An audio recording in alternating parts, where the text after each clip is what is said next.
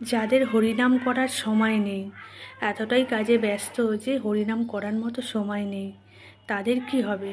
মহাপ্রভু এটাও বলেছেন, কেউ যদি কর্ম করতে করতে হরিনাম করে তাতেও হবে, খেতে খেতে যদি হরিনাম করে তাতেও হবে, শুয়ে শুয়ে যদি হরিনাম করে তাহলেও হবে।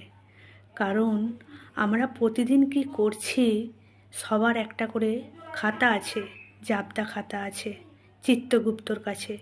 প্রত্যেক দিন চিত্তগুপ্ত খাতায় লিখে আমরা প্রতিদিন সকাল থেকে সন্ধ্যা পর্যন্ত আমরা কি করছি, সারা দিন রাতে ডেলি রুটিন চিত্তগুপ্তর কাছে থাকে। সেটা কখন প্রয়োজন হবে, আমরা যখন মারা যাব, দেহটা এখানে পড়ে থাকবে, আত্মা চলে যাবে, তখন সেখানে যে আমাদের বিচার হবে যে এ এতটা জীবন পেয়ে কি করেছে দেখো।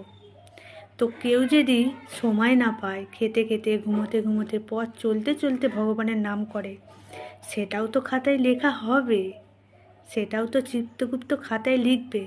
তখন তো সেটা যখন তোমার খাতা বের করবে তখন সেখানে অবশ্যই লেখা থাকবে যে তুমি ভগবানের নাম নিয়েছো, একদিন হলেও নিয়েছো। কি যদি একদিনও একটাও একাদশী করে, এই যে সারা মাসের মধ্যে একটা একাদশী করে, সেই একাদশীর একটা ফলই সে পাবে, কেউ রুখতে পারবে না। তাই